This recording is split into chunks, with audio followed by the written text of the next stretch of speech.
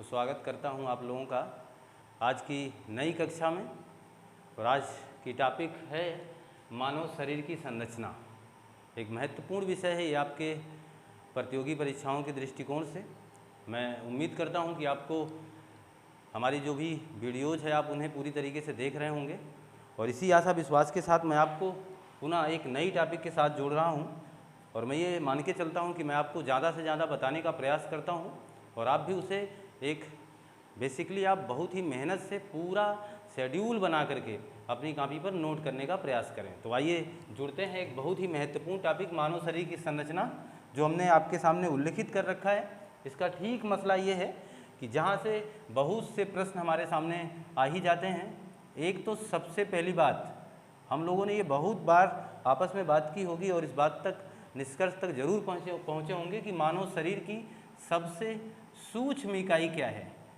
सूक्ष्म इकाई क्या है, ये बात अगर बोला जाए तो आप जरूर कहते होंगे कोशिका। अगर ये सीधा सीधा प्रश्न ऐसे ही पूछ लिया जाए कि मानव शरीर की इकाई किसे कहेंगे, तब भी हमारा जवाब क्या होगा, कोशिका। बिल्कुल आप गलत नहीं है, ये बात क्लियर है। तो आपका एक विचार और हो सकता है कि क्या कोशिका से ही हम बन गए, डायरेक्ट कोशिका ही? ऐसा नहीं है, थोड़ा सा एक सीक्वेंस में है ये मसला। कोशिका के कई कोशिकाएं मिलकर के क्या बना देती हैं, ऊतक।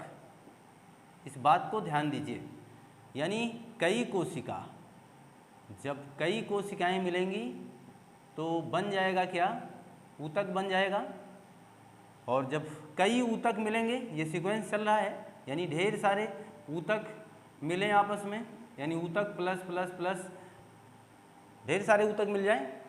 और ये जब प्रक्रिया हो जाएगी तो जब ज़्यादा ऊतक मिल जाएंगे तो वो बना देंगे क्या, अंग। अंग बना देंगे। ये चीज़ समझ पा रहे हैं आप? और जब ये कोशिका से ऊतक, ऊतक से अंग और कई अंग मिल जाएंगे तो क्या बन जाएगा, एक तंत्र बन जाएगा। और इसी तंत्र से क्या बन जाएगा, शरीर आपकी। तो ये मसला आप समझ पाए होंगे, मैं ये मान के चलूँ कि कई कोशिकाओं से मिलकर के अंग बनता है। हमारे शरीर में अरबों खरबों कोशिकाएं हैं और उन कई कोशिकाओं के मिलने के बाद ऊतक, ऊतक के बाद अंग, अंग के बाद तंत्र, तंत्र के बाद ये आपका पूरा शरीर आपके सामने आ जाएगा। ये बात क्लियर हो चुकी होगी, ये मैं मान के चलता हूँ। अब ये बात समझना कि हमें इस टॉपिक से क्या ज़्यादा मोह किस लिए बनाना है, ऐसा क्या ज़रूरत पड़ गई कि इस टॉपिक को हमें हमारे एग्ज़ाम के दृष्टिकोण से महत्वपूर्ण माना जाएगा। जी बिल्कुल, बहुत ही महत्वपूर्ण बात यह है कि आपको ये जानना ज़रूरी है कि हमारी शरीर की इकाई क्या है। तो पहला तो महत्वपूर्ण प्रश्न यही था कि इकाई क्या है, कोशिका। और यहाँ से महत्वपूर्ण प्रश्न इसलिए मैं बता रहा हूँ कि अंगों की बात करूँगा तो मैं अंग से भी संबंधित क्वेश्चन आपके सामने रखूँगा। जब आप तंत्र पढ़ रहे होंगे तो आपको वहाँ उत्सर्जन तंत्र, परिवहन तंत्र, ऐसे तमाम प्रकार के तंत्रों से आपको पता है कि आपके कॉम्पिटिटिव एग्जाम में बहुत से प्रश्न पूछे जाते हैं। तो इसी ख्यालात को जहन में रखते हुए मैं इस टॉपिक को आपके सामने रख रहा हूँ। एक बहुत बड़ी टॉपिक है जिसका आगे हम क्रमवार अध्ययन करने वाले हैं, तो जुड़े रहें हमारे साथ। अब मैं इस बात की चर्चा करूँगा कि वाकई में कोशिका होती क्या है। तो सबसे पहले तो मैं इसी सेल की बात करूँगा, इसी कोशिका की बात करूँगा। तो जाहिर सी बात है, इस कोशिका से बनने वाले उन तमाम प्रश्नों को हम लोग अब हल करेंगे और सुनेंगे, ये मान के चलें। तो कोशिका को ही हम सेल बोलते हैं, कोशिका को इंग्लिश में सेल कहते हैं। और एक बात महत्वपूर्ण मैं बताऊं कि हम लोग बार बार ये बात आपस में करते रहते होंगे या कहते भी हैं कि सोने का काम हम करते हैं, खाने का काम हम करते हैं, ऊर्जा लाने का और देने का ये सारा वर्क हम ही करते हैं। तो ये बात मान के चलो कि आप हमेशा झूठ बोलते हो, क्योंकि ये काम आप नहीं करते हो, ये सारा काम यही कोशिका करती है, जिसका श्रेय हम आप लेते हैं, क्योंकि सारा ये वर्क कोशिका का है। हमारी कोशिका भूखी होगी, खाना जरूर मांगेगी हमसे, आवेदन करेगी मस्तिष्क के पास, और वो मस्तिष्क वो सूचना देगा हमें और हमें भोजन की आवश्यकता पड़ेगी। तो ये सारा काम तो इन्हीं का है। कोशिका करती क्या है, एक छोटा सा मसला मैं आपको बता दूं कि इतना तो आपको ज़रूर पता है कि हमारी कोशिका ऑक्सीजन लेती है और कार्बन डाइऑक्साइड को बाहर कर देती है। ये छोटा सा मसला, ये तो आपको जरूर पता है, बहुत छोटा सा बिंदु है, एक छोटा सा पहलू, ऑक्सीजन को लेना, कार्बन डाइऑक्साइड को बाहर करना। इसका मतलब मैं ये बताना चाह रहा था कि जब भी कभी एग्जामिनर आपसे पूछे कि कोशिका में कौन सी प्रक्रिया होती है, तो आप बताना कोशिका में, हमारी कोशिका में दहन होता है, दहन की क्रिया होती है। ऐसा नहीं, दहन का मतलब वो नहीं कि आप कुछ जला रहे हैं, यहाँ दहन अलग प्रकार का होता है। और अगर इस तरीके का वाह्य दहन जैसा आपने जलते हुए चीज़ों को देखा होगा, ऐसा देख पाते तो आपके कानों से तो धुएँ निकल रहे होते, फिर ऐसा नहीं है मसला। यहाँ बात यह है कि हमारे शरीर में ऑक्सीजन की उपस्थिति में उस भोज्य पदार्थ को जलाया जाता है और जिससे हमें एटीपी के रूप में ऊर्जा मिल जाती है, ये काम होता है वहाँ पे। तो ये ध्यान रखिएगा कि हमारी कोशिका में दहन की प्रक्रिया होती है। इस बात को बहुत ही बेसिकली आप समझ पा रहे होंगे, ये मैं मान के चलता हूँ। आगे समझें तो कोशिका को, जिसे हमने सेल कहा, इससे संबंधित कुछ और महत्वपूर्ण प्रश्नों की चर्चा अब होगी। सबसे पहली बात, कोशिका को कोशिका क्यों कहा गया और कोशिका की खोज किसने की, इसका बहुत ही महत्वपूर्ण प्रश्न ही है। कोशिका की खोज की रॉबर्ट हुक ने, रॉबर्ट हुक नामक वैज्ञानिक ने कोशिका की खोज की थी। ठीक है, इन्होंने क्या काम किया उस समय, ये मान के चलें 1600 के बाद का ये मसला है। 1600 ईस्वी के तो उस समय माइक्रोस्कोप वगैरह या सूक्ष्मदर्शी की उतनी बढ़िया प्रजाति नहीं रही होगी हमारे सामने, यानी वो विकसित रूप हमारे सामने नहीं आया रहा होगा, लेकिन फिर भी एक प्रयास तो रॉबर्ट हुक द्वारा किया गया। इन्होंने एक कार्क का टुकड़ा लिया। आप सोच रहे होंगे सर कार्क का टुकड़ा क्या है? जी बिल्कुल, ये एक सूखी लकड़ी थी, उसी को कार्क का टुकड़ा बोला गया। इस टुकड़े के माध्यम से इन्होंने ये देखा कि उसमें सूक्ष्मदर्शी के माध्यम से देखा कि छोटी छोटी इस तरीके की जालियां बनी हुई हैं, जैसे मधुमक्खी का छत्ता होता है, कुछ उस तरीके का इन्हें एक जाली जैसी संरचना प्राप्त होती है। ये मान के चलते हैं और इन्होंने ये जाली जैसी जो संरचना प्राप्त किया और इस आधार पर इन्होंने बता दिया कि प्रत्येक जो कोशिका है या ये जो शरीर है, ऐसे छोटे छोटे किससे बना हुआ है, ऐसे छोटे छोटे खानों से बना हुआ है, जिसे आप क्या बोलेंगे? सेल। छोटे छोटे खानों से बना हुआ है जिसे हम लोग सेल बोलेंगे। ये बात बोला रॉबर्ट हुक ने। उन्होंने कहा कि कार्क का टुकड़ा लिया या उसके माध्यम से उन्होंने ये प्रयास किया। लेकिन एक महत्वपूर्ण बात बताऊं कि रॉबर्ट हुक उस समय इस बात से वंचित रह गए या ये बात ना समझ पाए होंगे कि जिस कोशिका की इन्होंने खोज की वाकई में वो जीवित तो थी नहीं। ये तो उन्हें भी पता था कि जीवित नहीं थी। अतः जब वो जीवित नहीं थी तो उन्होंने खोजा क्या? समझना, कोशिका अगर जीवित होगी तो उसके अंदर पाया जाने वाला हर वो द्रव्य जीवित अवस्था में होगा। केंद्रक होगा, गाल्जी काय होगा, माइटोकॉन्ड्रिया होगा, ये सब सुचारू रूप से गतिशील होंगे यानी कार्यशील होंगे। लेकिन अगर मान लो वो कोशिका डेड हो गई यानी समाप्त हो गई, तो फिर उसका बस वही कंकाल ही तो बचेगा। इसका मतलब कोशिका का वही बाह्य आवरण ही तो बचेगा। अब बात समझ पा रहे हैं हमारी आप? इसका मतलब मैं ये कहना चाह रहा था कि हमारे रॉबर्ट हुक महोदय जी ने वो जो कोशिका खोजी थी वाकई में वो एक सूखी लकड़ी थी जो जीवित नहीं थी। अतः ये बात सिद्ध हो जाता है कि इन्होंने कोशिका की खोज नहीं की थी, कोशिका भित्ति देख लिया था। लेकिन फिर भी ये इनका पहल था और सबसे पहला कदम इस क्षेत्र में था।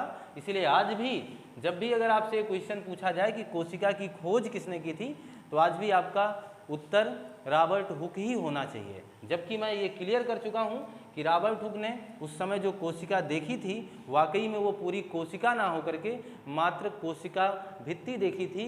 वो मसला इसलिए मैं बता रहा हूँ क्योंकि जब वो कोशिका निर्जीव रही होगी तो उसके अंदर का जो मलबा रहा होगा, वो जो मटेरियल रहा होगा, मेरे हिसाब से आप ये जान रहे होंगे कि उसमें कुछ बचेगा नहीं, वो समाप्त रहा होगा। अतः उन्होंने कोशिका भित्ति की खोज की, ये बात मान के चलें। फिर भी उनको श्रेय दिया जाता है, इसका भी मसला मैंने समझा दिया। आपको उत्तर क्या देना है ये इसलिए बता रहा हूँ जिससे किसी भी प्रकार का एग्जामिनर आपसे प्रश्न करना चाहे तो आप हर प्रश्न के उत्तर देने के लिए तैयार रहें। इसे मैंने कहा कि मैं आपको उस तह तक पढ़ाना चाहता हूँ या उस तह तक चीज़ें बताना चाहता हूँ जिससे आप किसी भी वनडे एग्ज़ाम में बैठें तो आप पूरी सहूलियत के साथ, पूरे कॉन्फिडेंस के साथ उस एग्ज़ाम को क्वालिफाई कर रहे हों। ये मेरा उम्मीद है और मेरी यही शुभकामनाएं आपके साथ हैं भी। आगे समझें तो कोशिका भित्ति की बात तो हुई कि हमारे रॉबर्ट हुक साहब ने ये काम किया। आगे चल करके अब जीवित ये तो थी नहीं बात, ये प्रश्न आ सकता है कि जीवित कोशिका की खोज किसने की। जीवित कोशिका अलग से प्रश्न ये किया जाए, केवल कोशिका की खोज या निर्जीव कोशिका की खोज, तो जवाब तो फिर आप रॉबर्ट हुक को ही बनाए रखिए। लेकिन जब जीवित कोशिका अलग से एक प्रश्न आपके सामने आए तो ऐसा लग रहा होगा ना कि मैं ये प्रश्न अलग से कुछ अलग तरीके का कर रहा हूँ, तो बिल्कुल अलग है प्रश्न ये। तो जीवित कोशिका की खोज अगर ये बात की जाए तो जीवित कोशिका की खोज एक महत्वपूर्ण वैज्ञानिक का नाम मैं लेना ही चाहूँगा और मैं इसे आपको इस तरीके से दर्शा दूँ, तीर ऊपर लगा दे रहा हूँ।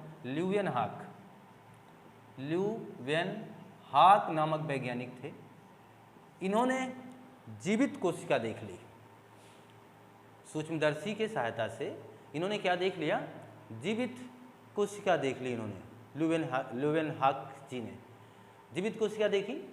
वाकई में ल्यूवेनहॉक एक बहुत ही कर्मठी व्यक्ति थे, ये माना जाता है, ये कहा भी गया है विज्ञान में, ये लिखा भी गया है। उन्होंने हमेशा ये प्रयास किया, इनके पास हर वो चीज़ जो पहुंचती थी, यानी अगर हम ही आप पहुंचते तो हमारा ही कोशिका वो देखने लगते, यानी हर उस चीज़ पर वो कोई नई चीज़ हो, कोई पुरानी चीज़ हो तो उसको वो देखने लगते थे। और इस देखने के चक्कर में ये बहुत कुछ देख डाले, ये भी बात जान लीजिए। ऐसा नहीं कि ये देख नहीं पाए, देखते रह गए तो केवल जीवित कोशिका ही देखा इन्होंने, नहीं, इन्होंने और बहुत कुछ देखा है। और वो देखा क्या है वो भी मैं बता देता हूँ कि ल्यूवेनहॉक जी ने केवल जीवित कोशिका ही नहीं देखा, इन्होंने आरबीसी देखा सबसे पहले। आरबीसी सर्वप्रथम किसने देखा, तो आपका जवाब क्या होगा, ल्यूवेनहॉक ने। बैक्टीरिया सबसे पहले किसने देखा, तो आपका जवाब होगा ल्यूवेनहॉक ने। और फिर शुक्राणुओं को सबसे पहले किसने देखा, तो भी आपका जवाब होगा ल्यूवेनहॉक साहब ने। तो हमने बात क्या की, हमने ये कहा, इसलिए आप ल्यूवेनहॉक साहब को थोड़ा सा केयरफुल तरीके से समझने का प्रयास करें। मैंने कहा एक मजाकिया लहजे में ये बात थी कि ल्यूवेनहॉक साहब एक कर्मठी व्यक्ति थे और वो हमेशा अपने खोज के प्रति अभ्यस्त रहते थे, यानी हमेशा उनका ध्यान उस खोज के प्रति बना रहता था। कोई भी व्यक्ति, कोई भी वस्तु, कोई नई चीज़ अगर उनके सामने रखी जाती थी तो एक बार वो ज़रूर ये प्रयास करते थे उसको कि माइक्रो यंत्र से उसको देखा जाए, ये देखा जाए कि इसमें क्या क्या है मसला। तो इस चीज़ को वो सुलझाते सुलझाते बहुत कुछ देख डाले, यही मैंने बात बोला। बहुत कुछ देखने का मतलब उन्होंने आरबीसी देखा सबसे पहले, बैक्टीरिया देखा उन्होंने सबसे पहले, शुक्राणुओं को सबसे पहले देखा। और आपके सामने एक उल्लेखित इस टॉपिक के माध्यम से मैंने कर रखा है, जीवित कोशिका को भी पहले देखने वाले व्यक्ति कौन थे, तो वो ल्यूवेनहॉक साहब थे। ये बात क्लियर हो गई। तो मैं मान के चलूँ कि आप ये समझ पा रहे हैं हमारी बात। हम जिस सेल की बात कर रहे हैं, जिससे जो हमारे शरीर की इकाई है, उसको सबसे पहले रॉबर्ट हुक ने देखा, लेकिन निर्जीव थी वो, अतः वो मात्र कोशिका भित्ति ही देख पाए थे। लेकिन आगे चल करके ल्यूवेनहॉक साहब ने ये सारा मामला देख ही डाला है और ये सारे महत्वपूर्ण उत्तर आपके सामने मैंने रख दिए हैं। तो ल्यूवेनहॉक साहब ने वो तमाम चीज़ें खोज कर दिखा दी आपको, क्योंकि वो काफ़ी ज़्यादा इसी सब चीज़ों के चक्कर में रहे होंगे, तो काम किया उन्होंने। अब ये मान के चलें कि हम जहाँ कोशिका की ही बात कर रहे हैं तो कुछ महत्वपूर्ण प्रश्नों की और भी चर्चा कर ही लेते हैं। खोज से ही संबंधित कुछ बातें और भी जान लीजिए आप। कोशिका में केंद्रक होता है, उस केंद्रक की खोज किसने की, ये बात जान लें। तो 1831 ईस्वी में रॉबर्ट ब्राउन नाम के वैज्ञानिक ने एक आर्किड का पौधा, ये समझना, इतनी बातें याद रखना। केंद्रक की खोज 1831 ईस्वी में रॉबर्ट ब्राउन नाम के वैज्ञानिक ने एक आर्किड के पौधे के माध्यम से, आर्किड का जो पौधा था, ये मान के चलें अगर ऐसा भी कहीं भी बैठे हो किसी भी एग्जाम में तो एकदम जाहिर सी बात आर्किड के पौधे का उन्होंने क्या देखा था, जड़, और जड़ को सूक्ष्मदर्शी के माध्यम से देखा तो उनको ये केंद्रक मिल गया। और इसीलिए कभी पूछा जाए तो केंद्रक की खोज किसने की, तो बताइएगा रॉबर्ट ब्राउन जी ने केंद्रक की खोज की थी। ये बात क्लियर है, रॉबर्ट ब्राउन ने केंद्रक की खोज की और 1829 ईस्वी में सिलीडन और एक स्वान नाम के वैज्ञानिक हैं, सिलीडन और एक स्वान नाम के वैज्ञानिक हैं जिन्होंने खोज किया था या एक सिद्धांत प्रस्तुत किया। ये बात मान के चलें, खोज की बात नहीं कर रहा हूँ, सिद्धांत। और वो सिद्धांत कौन था? कोशिका सिद्धांत। ये चीज़ ध्यान रखिएगा कि कोशिका का सिद्धांत किसने दिया? तो सिलीडन और स्वान नाम के वैज्ञानिक ने कोशिका का सिद्धांत दिया। उस सिद्धांत में इन्होंने बताया 2 पॉइंट महत्वपूर्ण। एक तो बताया हमारी शरीर कोशिकाओं से मिलकर बनी है, अर्थात हमारी शरीर की इकाई कोशिका है। ये बात बोला इन लोगों ने, सिलीडन और स्वान जी ने, कि हमारी शरीर की इकाई क्या है? शरीर की इकाई कोशिका है। ये सारी बात आप अपनी नोटबुक पर ज़रूर लिखते रहें, क्योंकि हर वो बात महत्वपूर्ण है। ऐसा मत सोचिएगा कि मैं इस चीज़ को बार बार बोल रहा हूँ जबकि और जल्दी बता देना चाहिए था, ऐसी बात नहीं, क्योंकि आपके लिए बहुत ही महत्वपूर्ण है। इस बात को आप गौर से पढ़ें, क्योंकि यही चीज़ें महत्वपूर्ण होंगी जब आपके एग्जामिनर उस बात को कई प्रकार से, कई लहजे में आपसे पूछेंगे। तो हमारी शरीर की इकाई कोशिका है, ये बात बोला गया किसके द्वारा? सिलीडन और स्वान के द्वारा। और इन्होंने कहा कोशिका ही हमारे शरीर की, कोशिका हमारे शरीर की संरचनात्मक एवं क्रियात्मक इकाई है। इस बात को ध्यान दें, कोशिका हमारे शरीर की संरचनात्मक एवं क्रियात्मक इकाई है। क्लियर हो गया मसला? ये 1838 ईस्वी में उन लोगों का हमने नाम लिया है जिन्होंने ये काम किया। सिलीडन और स्वान नाम के वैज्ञानिक ने कोशिका का सिद्धांत दिया, रॉबर्ट ब्राउन ने केंद्रक की खोज की, ये बात हमने बोला। और 1955 ईस्वी में पोलेड नाम के वैज्ञानिक ने राइबोसोम की खोज की। पोलेड नाम के वैज्ञानिक थे, इन्होंने राइबोसोम की खोज की थी। और 1898 ईस्वी में गाल्जी नामक वैज्ञानिक ने गाल्जी काय की खोज की थी। इन्हीं के नामकरण से ये मसला आगे बढ़ा दिया गया होगा। तो हमने बात की 1955 में पोलेड नामक वैज्ञानिक ने राइबोसोम, 1898 में गाल्जी नामक वैज्ञानिक ने गाल्जी काय, तथा 1886 में ही अल्टमैन नामक वैज्ञानिक ने माइटोकॉन्ड्रिया की खोज की थी। माइटोकॉन्ड्रिया, ये तमाम खोजें इसलिए बता रहा हूँ क्योंकि ये बहुत ही महत्वपूर्ण है। आप उन टॉपिक से जुड़े हुए हैं जहाँ हम इन्हें कतई छोड़ नहीं सकते हैं, ये बात मान के चलें, क्योंकि हम इन चीज़ों को अब अपने आप से दूर नहीं जाने देंगे। ज़रूरी है इस बात को जानना भी। तो 1831 ईस्वी को ये याद रखिएगा, रॉबर्ट ब्राउन ने आर्किड का पौधा लिया, उसकी जड़ों को देखा उन्होंने सूक्ष्मदर्शी से, वो बता दिया केंद्रक। सिलीडन स्वान ने सिद्धांत दिया है, उस सिद्धांत में क्या बात बोला है ये बात हमने यहाँ उल्लिखित कर रखा है।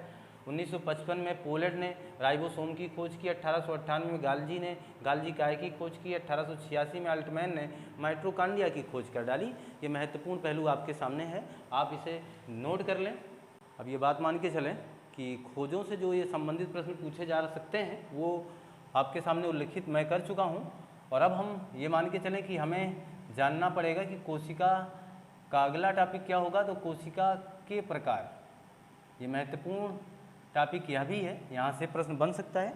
कोशिका के प्रकार, वाकई में कोशिका के मात्र 2 ही प्रकार मैं बताऊंगा और 2 ही होते भी हैं। 2 प्रकार ये, एक है प्रोकैरियोटिक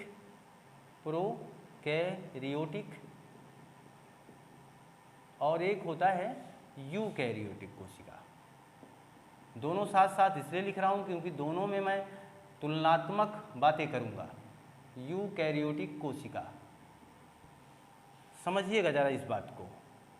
दोनों साथ साथ लिखने का ये हमारा अभिप्राय था कि आप इस बात को जान पाएँ कि दोनों का अलग अलग अंतर क्या है, और यही अंतर आप जाने रहेंगे तो आपको एग्जामिनर परेशान नहीं कर पाएगा और आपका वो टॉपिक भी आसानी से क्लियर हो जाएगा।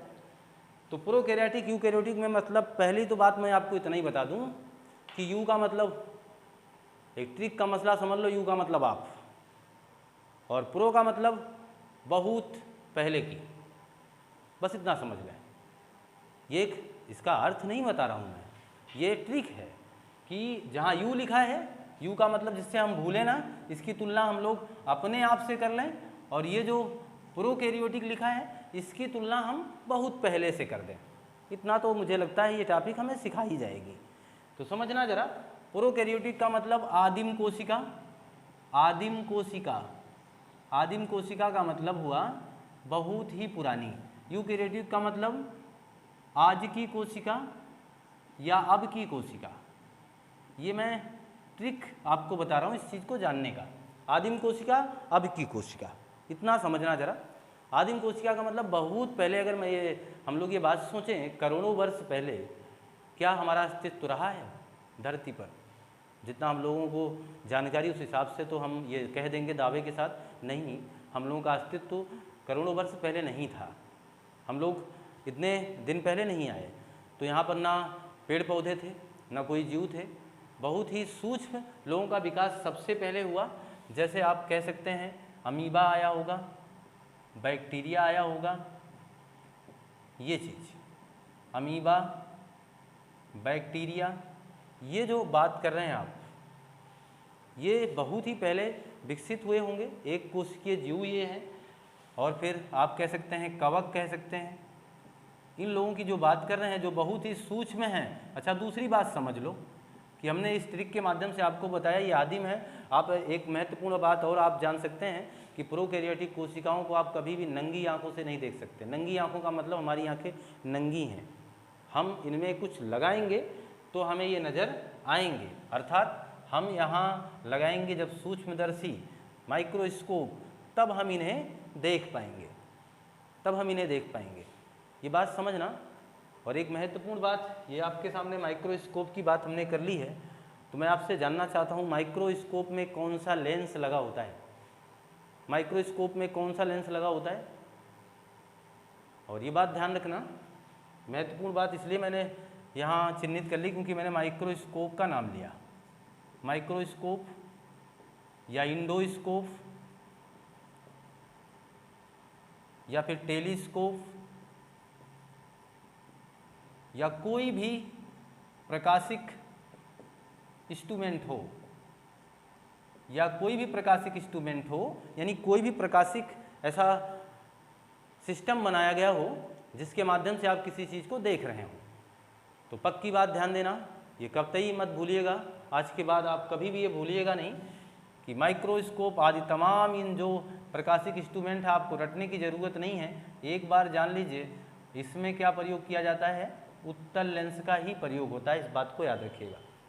चश्मे को छोड़कर, चश्मा पॉजिटिव और निगेटिव दोनों हो सकता है, यानी अवतल लेंस उत्तल लेंस दोनों हो सकता है, लेकिन यहाँ ऐसा नहीं है, इस बात को याद रखिएगा। तो मैं इसको थोड़ा सा ऐसे ही जोड़ दिया, मेरे जहन में ये बात आ गई। बहरहाल चलें हम, अमीबा, बैक्टीरिया, कवक, परजीवी, ये सब प्रोकैरियोटिक हैं, इन्हें माइक्रोस्कोप के सहारे ही हम देख पाएंगे। और ये मान के चलें कि जिन्हें हम नंगी आंखों से देख नहीं पाते उनकी कोशिकाएं कैसी हैं, प्रोकैरियोटिक हैं, और जिन्हें हम देख पाते हैं उन्हें यूकैरियोटिक बोलेंगे। तो मुझे लगता है इस बात को अब आपको बहुत ज़्यादा सोचने की आवश्यकता ही नहीं रह गई। लेकिन हाँ, कुछ महत्वपूर्ण बात है जिसे आप ज़रूर जानना चाहोगे। आप महत्वपूर्ण बात क्या है, आप ये कहेंगे सर कि प्रोकैरियोटिक और यूकैरियोटिक कोशिका में अंतर क्या है? अंतर यह है कि ये विकसित नहीं है। ध्यान दीजिएगा, ये जो कोशिकाएं हैं ये पूरी तरीके से कैसी नहीं है, विकसित नहीं है, लेकिन इधर जो कोशिकाएं हैं ये कैसी है, विकसित है। इस बात को ध्यान दीजिएगा। यहाँ जो यूकैरियोटिक कोशिका में हम लोग लिख रहे हैं या जान रहे हैं जिसके बारे में वो विकसित है, और ये विकसित नहीं है। यहाँ ध्यान देना, यहाँ हर वो चीज़ अविकसित होगी। यहाँ आपको केवल अगर कुछ मिलेगा सही ढंग का तो वो मिलेगा कोशिका भित्ति। कोशिका भित्ति आपको विकसित मिलेगी, ठीक ठाक मिलेगी, जबकि आगे चल करके यहाँ जब आप आओगे तो यहाँ कोई भी कोशिका भित्ति आपको नहीं मिलने वाली, कोशिका भित्ति नहीं मिलेगी। इस बात को ध्यान दीजिएगा। मेरे कहने का तात्पर्य ये था कि कोशिका भित्ति यहाँ होती है, कोशिका भित्ति का मतलब समझ रहे हैं, इनके पास उस तरीके की कोई संरचना नहीं है, ये कोशिकीय हैं, तो इनका सीधा सीधा मसला इनके बाहर का जो आवरण होगा उसे हम कोशिका भित्ति बोलेंगे, जो इन्हें चलने रहने जीवन देने में सहजता देता होगा। हाँ, एक महत्वपूर्ण प्रश्न मैं आपके साथ और जोड़ देता हूँ, यहाँ एक राजा आदमी का नाम लिखूँगा, वायरस। बताना जरा, वायरस कैसी कोशिका के अंतर्गत आएगा, प्रोकैरियोटिक कि यूकैरियोटिक? ये पूरे विज्ञान को हिला देता है। अकेला ये दम रखता है कि जिसका कुछ भी तोड़ ही नहीं है, जिसका कोई अलग तरीके का कोई उत्तर ही प्रत्युत्तर ही नहीं मिल पाता हम लोगों को। वाकई में वायरस अलग है, अद्भुत है। और इस वायरस का सबसे बड़ा मसला क्या है, वायरस ना तो प्रोकैरियोटिक में जाएगा और ना ही यूकैरियोटिक में जाएगा, क्योंकि यह सजीव और निर्जीव के बीच के कड़ी में शामिल है। ये जब सजीव में जाएगा तो सजीव जैसा व्यवहार करेगा, और जब तक ये निर्जीव अवस्था में किसी बाहर जगह ऐसी जगह पड़ा रहे तो ये निर्जीव जैसा व्यवहार आपके सामने करेगा। ये इतनी बात आप समझ पा रहे हैं, तो प्रोकैरियोटिक का मसला, यूकैरियोटिक का मसला आप समझ पा रहे होंगे, ये मैं मान के चलता हूँ।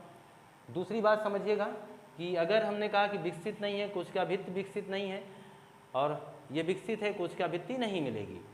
दूसरी बात समझिएगा, इसमें यहाँ 70S प्रकार का राइबोसोम मिलेगा, 70S प्रकार का आपको राइबोसोम मिल जाएगा। आप सोच रहे होंगे सर ये क्या होता है, तो ये राइबोसोम का जो अलग अलग कैडर होता है उसी कैडर की बात कर रहा हूँ। तो 70S प्रकार का राइबोसोम मिलेगा।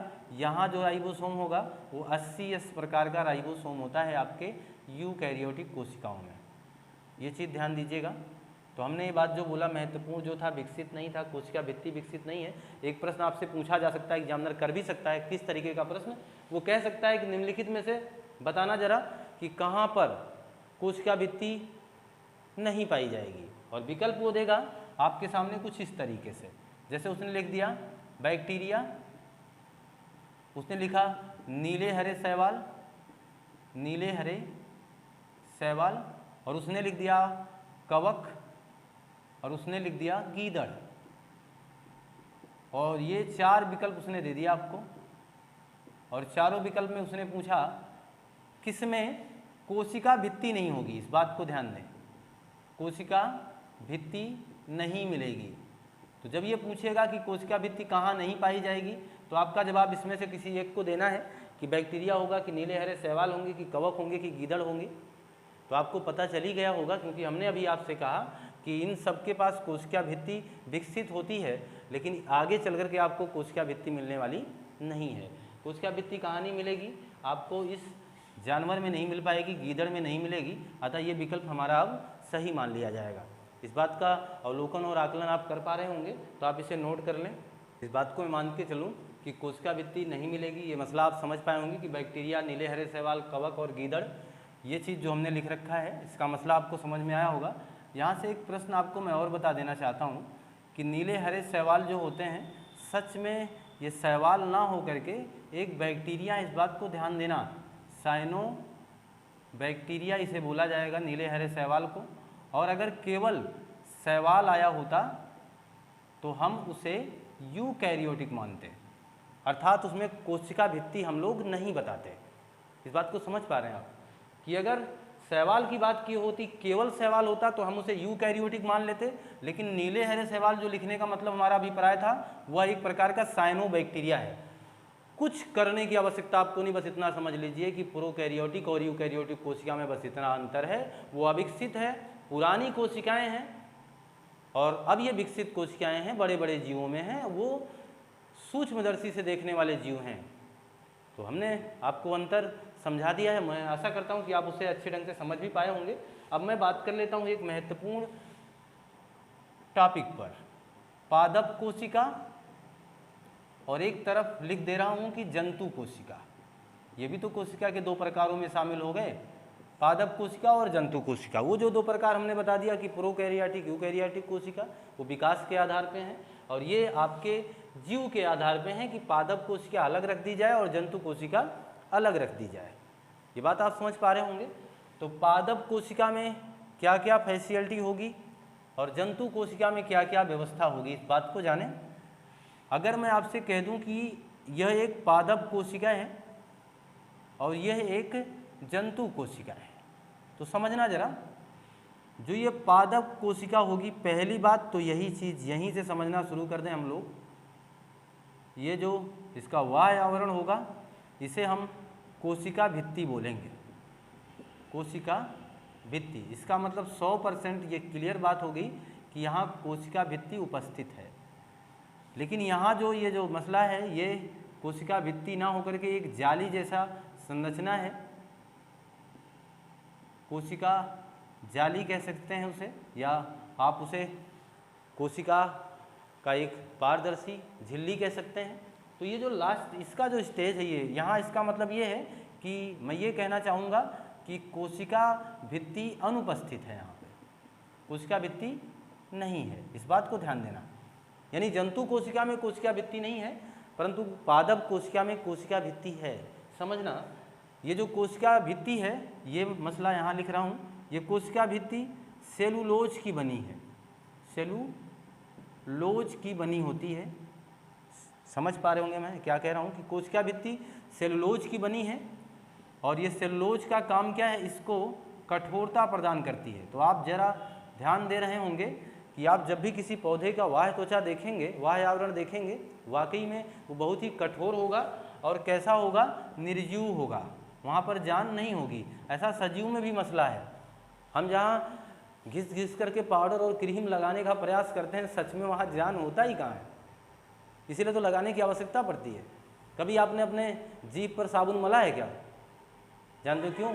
मना कर देगी वो आपसे कह देगी ये सारा बकवास आप अपने ऊपर करो, हमारे साथ ऐसा कोई मजाक हमें अच्छा नहीं लगेगा। आप खुद सोचिए, आप साबुन का थोड़ा सा भी हिस्सा आपकी आंखों में चला जाता है तो आपकी आंख रोने लगती है। उसका साफ मसला है कि ये सारा काम आप अपने ऊपर करें, हम पर न लाएं। तो जहाँ जीवित वाला मसला है, जहाँ सजीव और निर्जीव का मसला है आपके विज्ञान में, वो चीज़ अलग है। हमारी बाह्य त्वचा में बिल्कुल जान नहीं है, इसीलिए हमें इसे सजाना संवारना पड़ता है अलग से। इसलिए हम लोग इसके लिए ज़रूरी सामान इकट्ठा करते हैं, तेल साबुन आज तमाम चीज़ों की व्यवस्था करते हैं।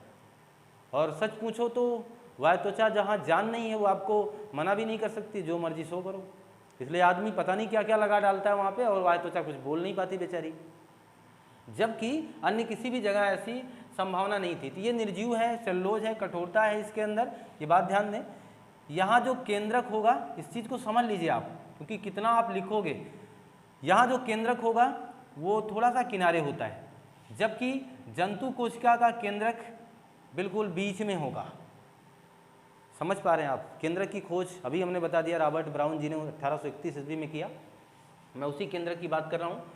और उन्होंने भी केंद्रक की खोज कहाँ की थी? मनुष्य पर नहीं, आर्किड का पौधा था।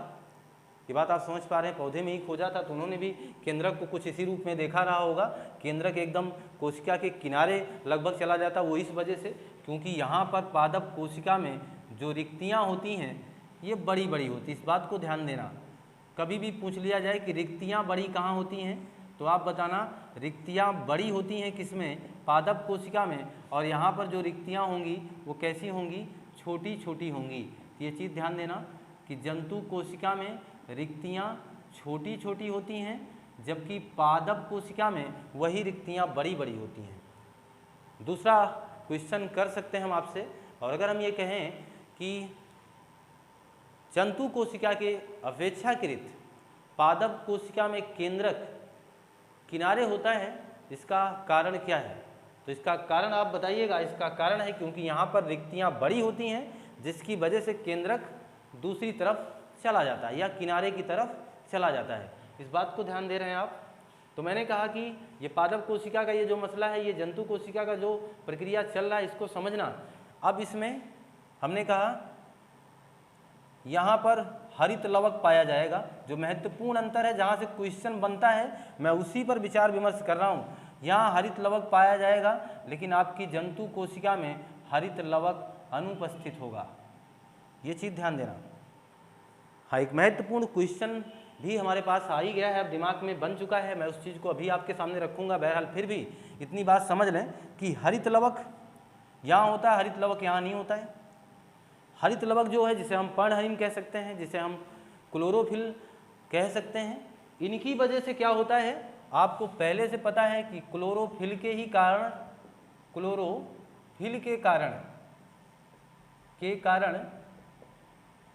पत्तियों का रंग कैसा होता है? पत्तियों का रंग हरा होता है। ये बात ध्यान दीजिएगा, क्लोरोफिल के कारण ही पत्तियों का रंग कैसा होता है? हरा होता है। एक महत्वपूर्ण क्वेश्चन आपके साथ शेयर करना चाहूँगा।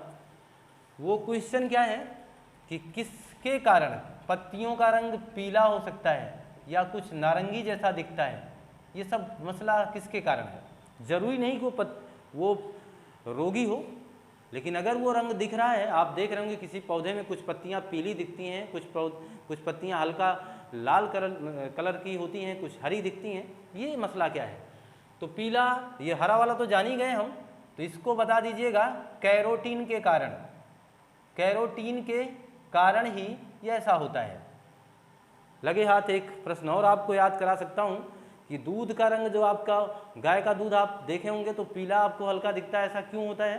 तो दूध का भी रंग इस वजह से पीला होता है क्योंकि उसमें कैरोटीन पाया जाता है। और ये बात ध्यान देना, तो कैरोटीन के कारण आपके जो पत्तियों का रंग है वो पीला दिखेगा और क्लोरोफिल के कारण वो हरा दिखेगा। जबकि हमारे शरीर में ऐसी कोई व्यवस्था नहीं है, उस हरित लवक की हमारे शरीर में कोई भी ज़रूरत ही मान के चले नहीं होगी, इसलिए नहीं है। हरित लवक यहाँ है, वहाँ अनुपस्थित है। इस बात को आप जान पाए होंगे। मैं ये मान के चलता हूँ कि हरित लवक के बारे में भी आप जान पाए होंगे। मैं इस चीज़ को पुनः अब मिटा ही देता हूँ। तो पादप कोशिका और जो जंतु कोशिका का महत्वपूर्ण अंतर है जो हम समझ पा रहे हैं, तो एक तरफ हमने लिखा था पादप कोशिका और दूसरी तरफ हमने लिखा हुआ था जंतु कोशिका। इसका एक महत्वपूर्ण पहलू और मैं आपको बता दूँ कि पादप कोशिका में, वहाँ से आप बढ़ा दीजिएगा अपनी बात को, गाल्जी काय, अभी आपने देखा भी गाल्जी काय की खोज गाल्जी नामक वैज्ञानिक ने की थी। तो गाल्जी काय यहाँ जो होता है वो विकसित नहीं होता है, होता जरूर है लेकिन विकसित नहीं होगा। और जब विकसित नहीं है तो फिर इसका कोई अभिप्राय भी नहीं होगा। और यहाँ जो जंतु कोशिका है इसमें जो है गाल्जी काय विकसित होता है। इस बात को ध्यान दें, गाल्जी काय कैसा होगा? विकसित होगा। और इसी गाल्जी काय को रसोई घर कहा जाता है। ध्यान देना, इसी गाल्जी काय को रसोई घर कहा जाता है। ये बात क्लियर हो गई? मैं क्या बताना चाह रहा था, इस टॉपिक को बताना चाह रहा था कि जंतु कोशिका में गाल्जी काय विकसित होता है और उसी गाल्जी काय को रसोई घर कहा जाता है। और आपने बार बार ये बात जाना भी होगा कि माइटोकॉन्ड्रिया को ऊर्जा का पावर हाउस कहा जाता है।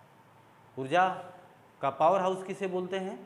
माइटोकॉन्ड्रिया को बोलते हैं। या पावर हाउस किसे कहेंगे या ऊर्जा का घर किसे कहेंगे? तो जब भी ये पूछ ले कोशिका का ऊर्जा घर तो माइटोकॉन्ड्रिया होता है, और कोशिका का रसोई घर किसे कहेंगे? तो गाल्जी काय होगा। ये जंतु कोशिका की मैं बात कर रहा हूँ। पादप कोशिका में जब ये विकसित ही नहीं है तो हम इन्हें पादप कोशिका का रसोई घर नहीं कह पाएंगे। कि कह सकते हैं? नहीं कह सकते। इस बात से तो आप भली भांति परिचित हैं। तो जंतु कोशिका का रसोई घर ये गाल्जी काय है, परंतु पादप कोशिका का रसोई घर यहाँ जो विकसित था वो माना जाएगा।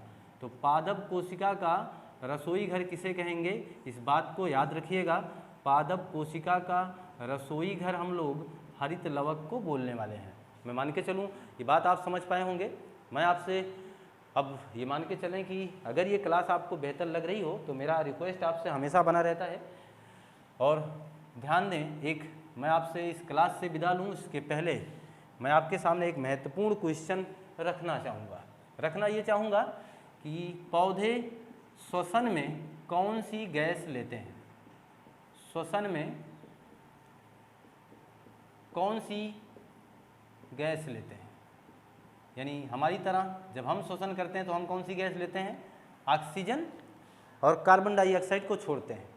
ये बात तो क्लियर है ना हम लोगों को कि ऑक्सीजन हम लोग लेते हैं और कार्बन डाइऑक्साइड छोड़ते हैं।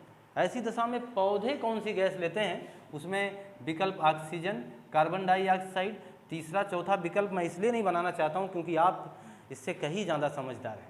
क्योंकि अब आपको पता है या तो ऑक्सीजन या तो कार्बन डाइऑक्साइड, इसके अलावा कोई उत्तर और आप देने वाले भी नहीं हैं। और मैं भी यही जानना चाहता हूँ कि पौधे श्वसन में कौन सी गैस लेते हैं। तो ध्यान दीजिएगा, अगर आपका जवाब कार्बन डाइऑक्साइड है तो आप पूरी तरीके से गलत हैं। इसी बात को मैं बताना चाह रहा था। अगर आपका जवाब कार्बन डाइऑक्साइड है तो आप गलत हैं। पौधे भी श्वसन में हमारी तरह कौन सी गैस लेते हैं? ऑक्सीजन। तो आपके मन में ये बात ज़रूर आएगी कि सर तो फिर ये बार बार क्यों कहा जाता है कि पौधे हमें ऑक्सीजन देते हैं? जी हाँ, बिल्कुल, पौधे हमें ऑक्सीजन देते हैं। वो बात कब होती है? जब पौधे प्रकाश संश्लेषण की क्रिया करते हैं। जब पौधे प्रकाश संश्लेषण की क्रिया कर रहे होते हैं, यानी प्रकाश संश्लेषण की क्रिया में पौधे ऑक्सीजन देते हैं। ये बात समझिएगा। प्रकाश संश्लेषण की क्रिया के दौरान, जो कि सूर्य की उपस्थिति में ही हो सकता है, जो कि दिन में होता है, रात में ऐसा कोई प्रक्रिया नहीं है। इसका मतलब आप समझ पाए होंगे कि रात में पौधे हमें ऑक्सीजन नहीं देते हैं, क्योंकि रात में वो फोटोसिंथेसिस नहीं करते हैं। तो ये बात समझ पा रहे होंगे कि पौधे प्रकाश संश्लेषण की क्रिया में हमें ऑक्सीजन प्रदान करते हैं, जबकि श्वसन में वो हमारी तरह ही ऑक्सीजन लेते हैं। ये पौधों का मसला था। मैं ये मान के चलूँ कि आज की जो वीडियो है, आज का जो ये टॉपिक था, आप बेहतर ढंग से समझ पाए होंगे। अगर कहीं भी आपको कुछ त्रुटि महसूस हो तो ज़रूर कमेंट बॉक्स में लिखें, और कुछ ज़रूरत हो, महसूस हो तो आप पूछें। और मैं इसी आशा विश्वास के साथ अब आपसे विदा लेना चाहता हूँ, और पुनः आपसे निवेदन करता हूँ कि लाइक करें, शेयर करें, सब्सक्राइब करें। मिलते हैं नई कक्षा में, तब तक के लिए धन्यवाद।